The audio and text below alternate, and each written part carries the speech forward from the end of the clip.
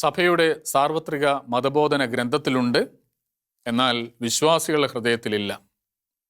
പണ്ട് സഭയിലുണ്ടായിരുന്നു, എന്നാൽ ഇപ്പോൾ നിലവിലില്ല.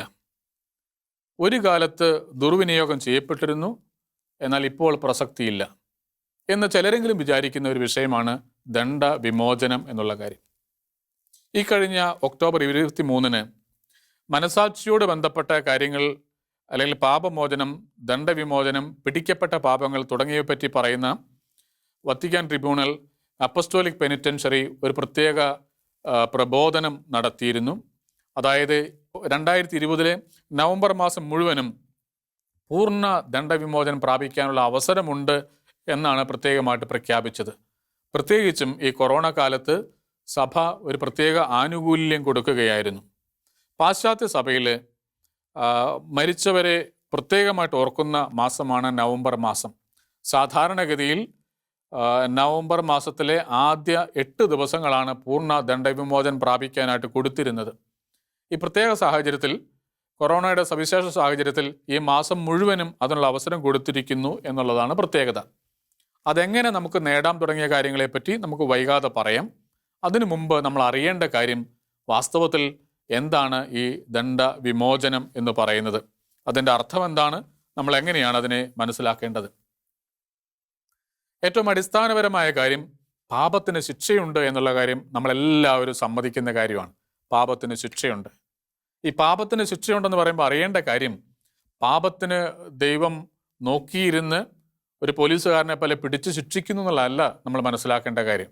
മറിച്ച് പാപം ചെയ്യുന്ന ഒരാൾ ദൈവത്തെ ഉപേക്ഷിക്കുന്നു, അതുവഴി അയാൾ അനേകം തിന്മകൾക്കും ദുരിതങ്ങൾക്കും വിധേയനാകുന്നു. ദൈവനഷ്ടത്തിൻ്റെ ഫലമായ തിന്മകൾ അയാൾ അനുഭവിക്കേണ്ടി വരുന്നു എന്നാണ് നമ്മൾ മനസ്സിലാക്കേണ്ടത്. വളരെ എളുപ്പത്തിൽ മനസ്സിലാക്കാവുന്ന ഒരു ഉദാഹരണം പറഞ്ഞാൽ, ഒരു സമ്പൂർണമായ ഉദാഹരണം എന്ന് അവകാശപ്പെടുന്നുമില്ല, വളരെ ലളിതമായ ഒരു ഉദാഹരണം പറഞ്ഞാൽ, ഒരു അമ്മയെ അതിൻ്റെ കുഞ്ഞ് ഉപേക്ഷിച്ചു എന്ന് വിചാരിക്കുക. അമ്മയെ കുഞ്ഞ് ഉപേക്ഷിച്ച് ഇറങ്ങിപ്പോവുകയാണ്. അങ്ങനെ ഇറങ്ങിപ്പോകുന്നതോടുകൂടെ, അമ്മയെ ഉപേക്ഷിക്കുന്നതോടുകൂടെ ആ കുഞ്ഞിന് ഒരുപാട് നഷ്ടങ്ങളുണ്ടാവും, ഒരുപാട് കോട്ടങ്ങളുണ്ടാവും, പലതരത്തിലുള്ള വേദനകൾ വരും. വാസ്തവത്തിൽ അമ്മയെ ഉപേക്ഷിക്കുന്നു എന്ന പ്രവൃത്തിയുടെ പരിണിത ഫലമാണ് ആ ദോഷങ്ങളെല്ലാം. അവന് നഷ്ടപ്പെടുന്ന സംഗതികളെല്ലാം, സുരക്ഷിതത്വം നഷ്ടപ്പെടും, അമ്മയുടെ സ്നേഹം നഷ്ടപ്പെടും, അമ്മയുടെ പരിചരണം, ശ്രദ്ധ എല്ലാം നഷ്ടപ്പെടും. അതുവഴി ഉണ്ടാകുന്ന എല്ലാ തിന്മകളും അവൻ അനുഭവിക്കേണ്ടി വരും. അമ്മ കുഞ്ഞിനെ ശിക്ഷിക്കുകയല്ല, മറിച്ച് അമ്മയെ ഉപേക്ഷിച്ചത് വഴി കുഞ്ഞ് സഹിക്കാനിടയാവുകയാണ്. ഇതുപോലെയാണ് പാപം ചെയ്യുന്ന വ്യക്തിക്ക് അതിൻ്റെ ഫലമായ ശിക്ഷയുണ്ടാകും എന്ന് പറയുന്നതിൻ്റെ അർത്ഥം. 2 തരത്തിലുള്ള ശിക്ഷയാണ് പാപത്തിനുള്ളത്. ഒന്ന് നിത്യശിക്ഷയാണ്, നമ്മളതിനെ നരകം എന്ന് വിളിക്കുന്നു സാധാരണ ഭാഷയിൽ. രണ്ടാമത്, അല്ലെങ്കിൽ നിത്യശിക്ഷ എന്ന് പറയുന്നത് പൂർണ്ണമായിട്ടും നിത്യകാലത്തേക്കും ഒരാൾക്ക് ദൈവത്തെ നഷ്ടപ്പെടുന്നത് വഴി ഉണ്ടാകുന്ന ശിക്ഷയാണ് നമ്മൾ നിത്യശിക്ഷ എന്ന് പറയുന്നത്. രണ്ടാമത്തത് താൽക്കാലികമായ ശിക്ഷയാണ്, അല്ലെങ്കിൽ കാലികമായ ശിക്ഷയാണ്. അതിൻ്റെ ഒരു സാധാരണ അർത്ഥമാണ് മരണശേഷം നമ്മൾ നടത്തേണ്ടി വരുന്ന ശുദ്ധീകരണ സ്ഥലം എന്ന് പറയുന്നത്. അതുപോലെ തന്നെ പാപത്തിനുള്ള ശിക്ഷയാണ് പാപം ചെയ്യുന്ന വ്യക്തിയിൽ വീണ്ടും വീണ്ടും അതേ പാപങ്ങൾ ചെയ്യാനുള്ള ശക്തമായ വാസനകൾ നിലനിൽക്കുന്നു എന്നുള്ള കാര്യം.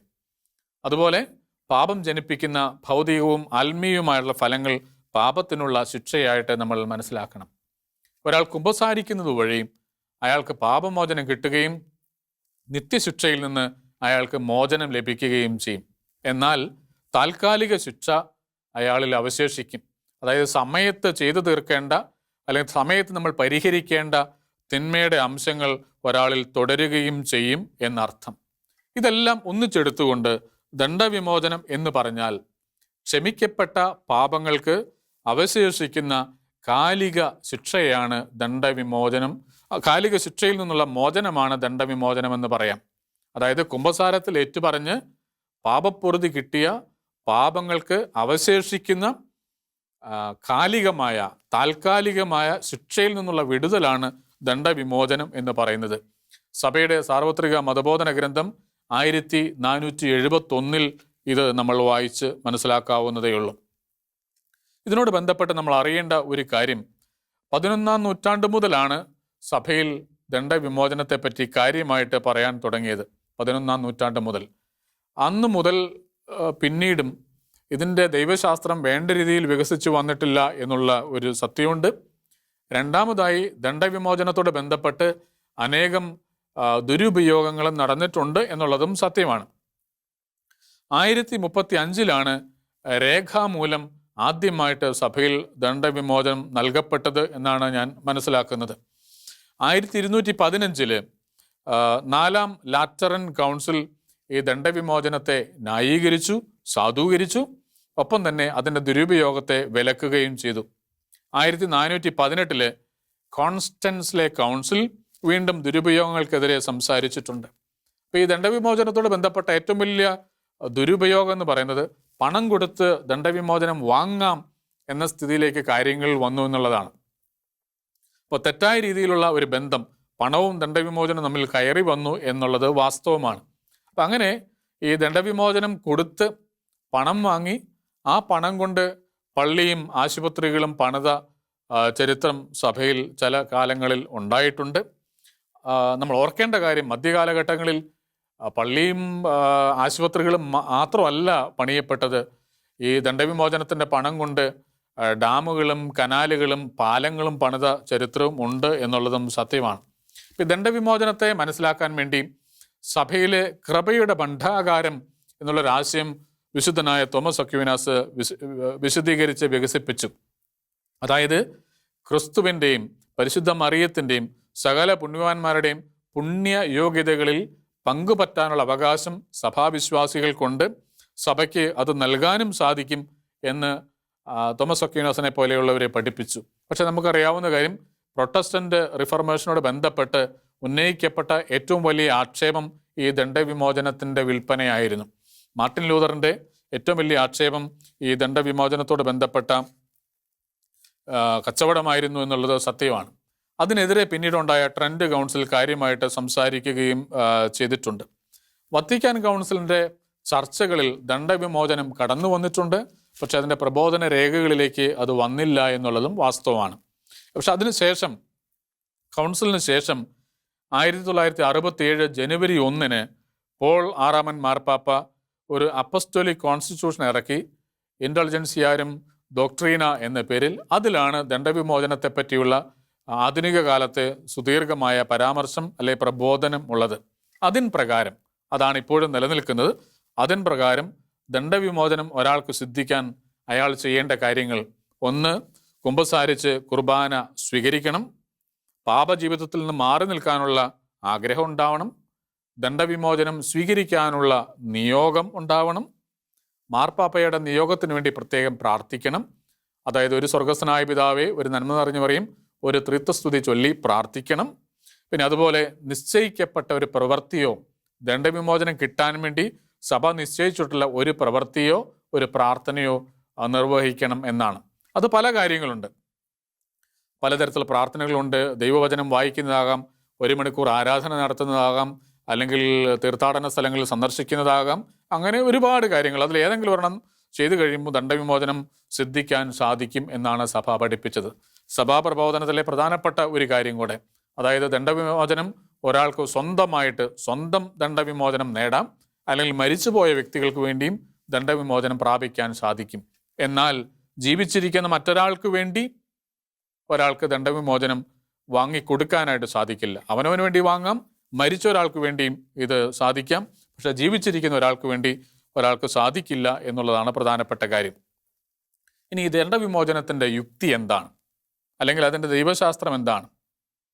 അതിൻ്റെ പ്രധാനപ്പെട്ട കാര്യം നമ്മൾ അറിയേണ്ടത്, ദണ്ഡവിമോചനത്തോട് ബന്ധപ്പെടുത്തിയും അല്ലാതെയും നമ്മൾ മനസ്സിലാക്കേണ്ട പ്രധാനപ്പെട്ട കാര്യം, പാപമോചനം ഒരാൾക്ക് ലഭിച്ചാലും പാപത്തിന് പരിഹാരം ചെയ്യാൻ നമുക്ക് കടമയുണ്ട്. പാപമോചനം കുമ്പസാരത്തിലൂടെ കിട്ടുന്നുണ്ട്, പക്ഷേ പാപത്തിന് പരിഹാരം ചെയ്യാനുള്ള കടമ നമുക്കുണ്ട്. ഈ പാപത്തിനുള്ള പരിഹാരം ചെയ്യുക എന്ന് പറഞ്ഞാൽ അതൊരു തുടർ അനുതാപമാണ്, അതൊരു തുടർ സ്നേഹമാണ്. ഈ സ്നേഹത്തിൻ്റെ അനുതാപത്തിൻ്റെ അടയാളമാണ് പരിഹാരം ചെയ്യുക എന്ന് പറയുന്നത്.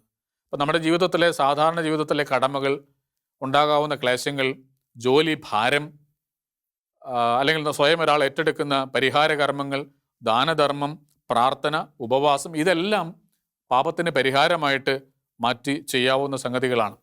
വിശുദ്ധ പൗലോസ് കൊളോസ്സുകാർക്ക് എഴുതുന്ന ലേഖനം 1-ാം അധ്യായം 24-ാമത്തെ വാക്യത്തിൽ പറയുന്നത് പോലെ, ക്രിസ്തുവിൻ്റെ സഹനങ്ങളുടെ കുറവ് എൻ്റെ ശരീരത്തിൽ ഞാൻ വഹിക്കുന്നു എന്ന് പറയുന്ന അരൂപിയിൽ കാര്യങ്ങൾ ചെയ്യുക എന്നുള്ളത് ഈ പാപമോചനത്തെ തുടർന്ന് നമുക്ക് പാപപരിഹാരത്തിന് വേണ്ടിയുള്ള മാർഗമായിട്ട് കണക്കാക്കാൻ സാധിക്കും.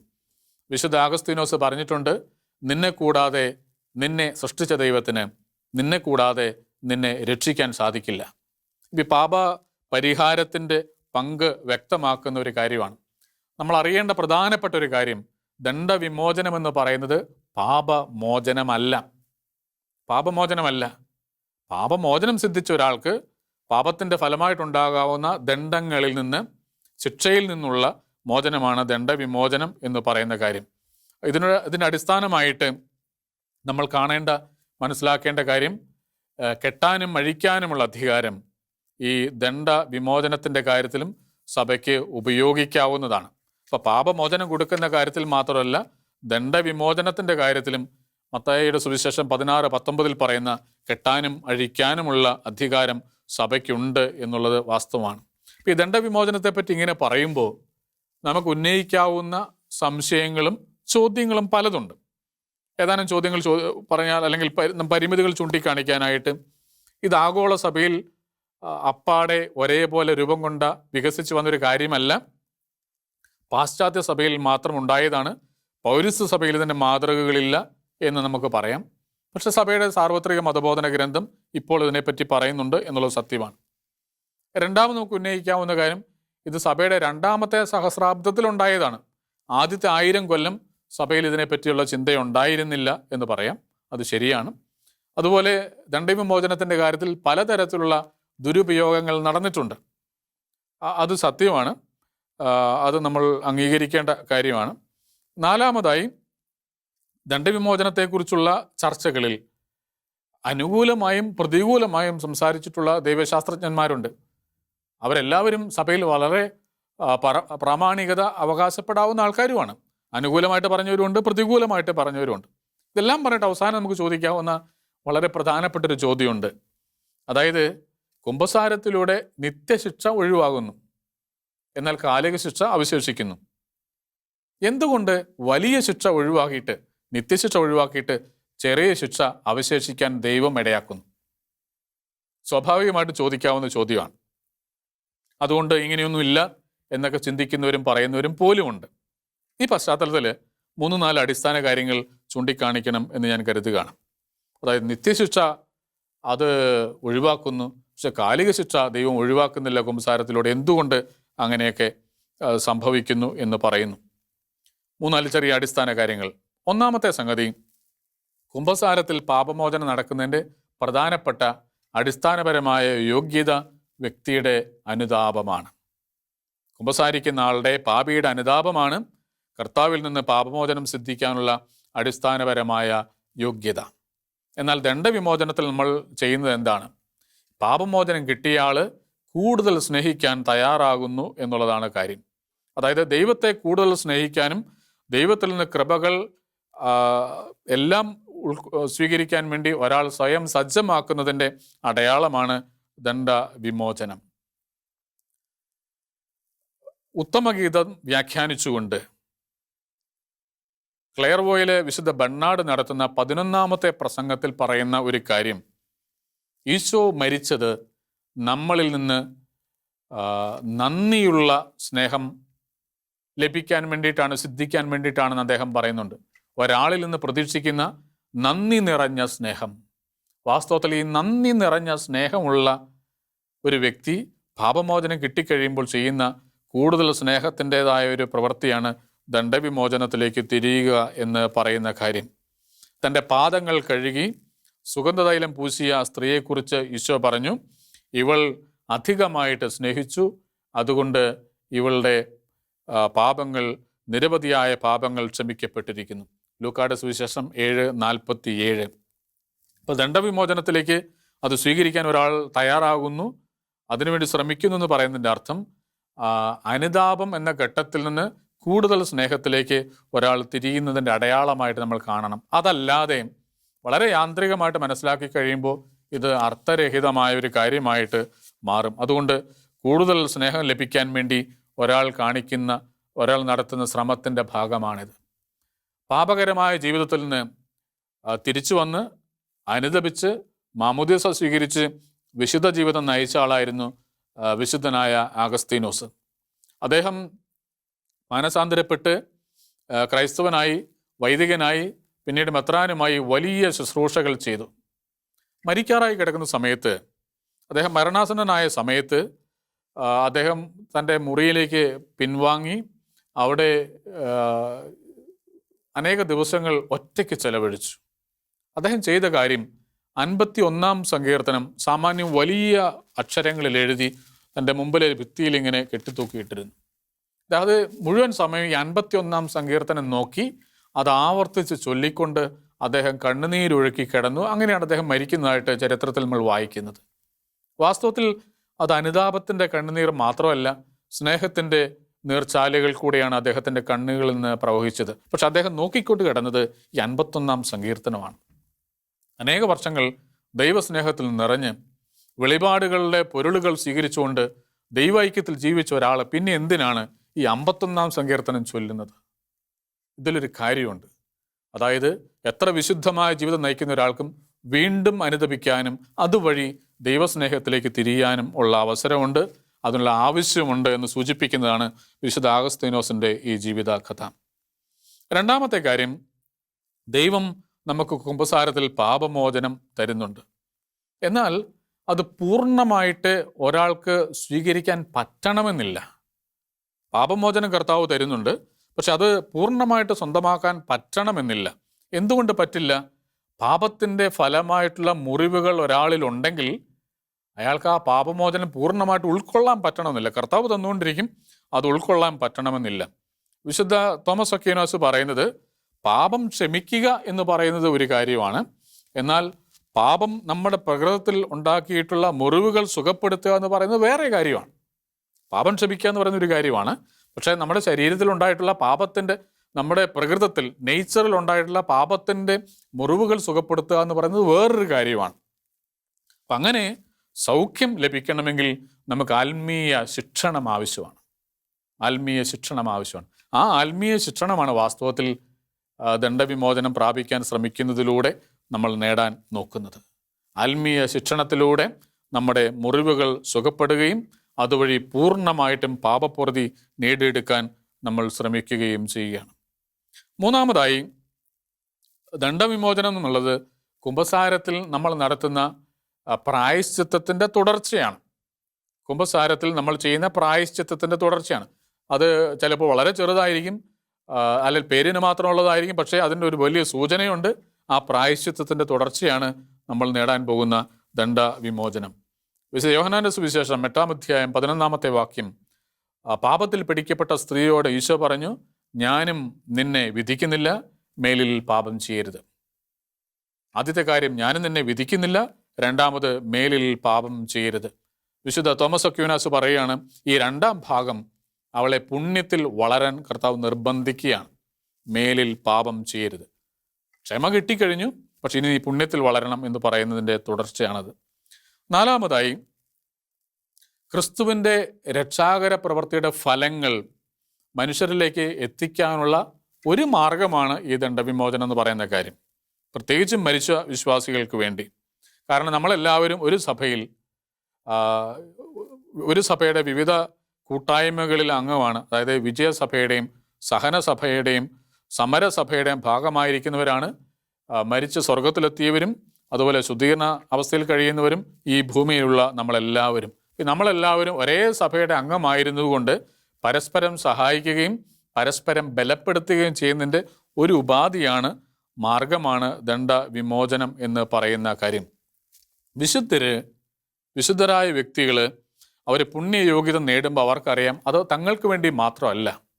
വിശുദ്ധരായ വ്യക്തികൾ പുണ്യയോഗ്യത നേടുന്നത് തങ്ങൾക്ക് വേണ്ടി മാത്രമല്ല, മറ്റുള്ളവർക്ക് വേണ്ടി കൂടിയാണ്. ആ അവബോധം അവർക്കുണ്ട്. അതുകൊണ്ട് അവരുടെ നന്മയിൽ, അവരുടെ പുണ്യയോഗ്യതയിൽ നമ്മളെല്ലാവരും പങ്കുപറ്റുന്ന അവസരം കൂടിയാണ് ദണ്ഡവിമോചനം എന്ന് പറയുന്ന കാര്യം. അതുകൊണ്ട് പാപപൂർതി ലഭിക്കുന്ന വ്യക്തികൾ, കുമ്പസാരത്തിലൂടെ ലഭിച്ചവർ, അവർക്ക് ഉണ്ടാകാൻ സാധ്യതയുള്ള ദണ്ഡങ്ങളിൽ നിന്ന്, ശിക്ഷയിൽ നിന്ന്, താൽക്കാലിക ശിക്ഷയിൽ നിന്ന് പൊറുതി വാങ്ങാൻ വേണ്ടി ദണ്ഡവിമോചനം ഉപയോഗിക്കുന്ന പാരമ്പര്യം സഭയിലുണ്ട്. അത് വളരെ നല്ലതാണ്, നമ്മൾ അറിയേണ്ടതാണ്, നമ്മൾ ചെയ്യേണ്ടതാണ്. ഇനി ഈ കൊറോണ കാലത്ത് എന്ത് ചെയ്യാം, എന്ത് ചെയ്യണം എന്നാണ് സഭ പറഞ്ഞിട്ടുള്ളത്. ദണ്ഡവിമോചനം പ്രാപിക്കാനായിട്ട് സാധാരണഗതിയിൽ കുമ്പസാരിക്കണം, വിശുദ്ധ കുർബാന സ്വീകരിക്കണം, സ്വാഭാവികമായിട്ടും ദേവാലയത്തിൽ പോകണം. ഇക്കാലത്ത് ദേവാലയത്തിൽ പോകാൻ സാധ്യതയില്ലാത്തതുകൊണ്ട് എങ്ങനെയാണ് ഈ ദണ്ഡവിമോചനം പ്രാപിക്കാൻ സാധിക്കുക? അതിന് റോമിൽ നിന്ന് അടുത്ത കാലത്ത് വന്നിട്ടുള്ള നിർദ്ദേശമനുസരിച്ച് വിശുദ്ധ കുർബാന സ്വീകരിക്കാനും അല്ലെങ്കിൽ കുമ്പസാരിക്കാനും നമുക്ക് സാധ്യതയില്ലെങ്കിൽ, പുറത്തിറങ്ങാൻ പറ്റുന്നില്ലെങ്കിൽ, വൈദികർ ലഭ്യമല്ലെങ്കിൽ ചെയ്യേണ്ട സംഗതികൾ: ഒന്ന്, പാപത്തെപ്പറ്റി നന്നായിട്ട് അനുദപിക്കണം. പാപത്തെപ്പറ്റി അനുദപിക്കണം. പാപം ഉപേക്ഷിക്കാനുള്ള മനസ്സുണ്ടാവണം. അടുത്ത സാഹചര്യം ഉണ്ടാകുമ്പോൾ, ഏറ്റവും അടുത്ത സാഹചര്യത്തിൽ കുമ്പസാരിക്കാനുള്ള ആഗ്രഹം ഉണ്ടാവണം. അതുപോലെ ഏറ്റവും അടുത്ത സാഹചര്യത്തിൽ വിശുദ്ധ കുർബാന സ്വീകരിക്കാനുള്ള ആഗ്രഹം ഉണ്ടാവണം. പിന്നെ ദണ്ഡവിമോചനം പ്രാപിക്കണം എന്നുള്ള ആഗ്രഹം ഉണ്ടാവണം. അതിനുവേണ്ടി മാർപ്പാപ്പയുടെ നിയോഗാർത്ഥം പ്രാർത്ഥിക്കണം. ഇനി അത് കഴിഞ്ഞിട്ട് നമുക്ക് പുറത്തു പോകാൻ സാധിക്കുന്നില്ല, മറ്റു കാര്യങ്ങളൊന്നും ചെയ്യാൻ സാധിക്കുന്നില്ലെങ്കിൽ ഈശോയുടെയോ അല്ലെങ്കിൽ മാതാവിൻ്റെയോ തിരുസ്വരൂപത്തിന് മുമ്പിൽ പോയി നിന്ന് മരിച്ച വിശ്വാസികൾക്ക് വേണ്ടി എന്തെങ്കിലും പ്രാർത്ഥന ചൊല്ലണം. അല്ലെങ്കിൽ നമ്മൾ ഒരു വചനഭാഗം വായിക്കണം, ധ്യാനിക്കണം. അതുപോലെ തന്നെ നമുക്ക് ചെയ്യാവുന്നൊരു കാര്യം എന്തെങ്കിലും കാരുണ്യ പ്രവൃത്തിയും ചെയ്യാവുന്നതാണ്. അപ്പോൾ ഇത്രയും കാര്യങ്ങൾ ചെയ്യുകയാണെങ്കിൽ സ്വന്തം വീട് വിട്ട് മുറിവിട്ട് പുറത്ത് പോകാതെ തന്നെ ഒരാൾക്ക് ദണ്ഡവിമോചനം പ്രാപിക്കാനുള്ള അവസരമുണ്ട് എന്നാണ് അടുത്ത കാലത്ത് സഭ തന്നിരിക്കുന്ന ഒരു ആനുകൂല്യം, അല്ലെങ്കിൽ സഭ തന്നിരിക്കുന്ന ഒരു അവസരം. അതുകൊണ്ട് പാപത്തെപ്പറ്റി ചിന്തിക്കുന്ന നമ്മൾ അടിസ്ഥാനപരമായിട്ട് ഓർക്കേണ്ട ഒരു കാര്യം, പാപമോചനം മാത്രം പോരാ, മറിച്ച് പാപപരിഹാരം ചെയ്ത് നമ്മൾ കൂടുതൽ സ്നേഹത്തിൽ ആഴപ്പെടുകയും ആത്മീയമായിട്ട് വളരുകയും ചെയ്യണം. അതിന് സഭ തന്നിരിക്കുന്ന ഒരു അവസരം കൂടിയാണ് ദണ്ഡവിമോചനം എന്നുള്ള ചിന്ത നമുക്ക് ഉണ്ടാവണം. അതുവഴി നമ്മൾ മുഴുവൻ സഭയുമായിട്ട് വിശുദ്ധരുടെ കൂട്ടായ്മയിൽ ഒന്നിച്ചു ചേരുന്നു എന്നുള്ള ചിന്തയും നമുക്ക് ആശ്വാസവും സന്തോഷവും തരേണ്ട സംഗതിയാണ്. കർത്താവ് നമുക്ക് വേണ്ടി മരിച്ച കർത്താവ് നമ്മളെല്ലാവരെയും കൂടുതൽ സ്നേഹത്തിലേക്കും ആഴമുള്ള ആത്മീയതയിലേക്ക് നയിക്കട്ടെ എന്ന് പ്രാർത്ഥിക്കുകയും ആഗ്രഹിക്കുകയും ചെയ്യും.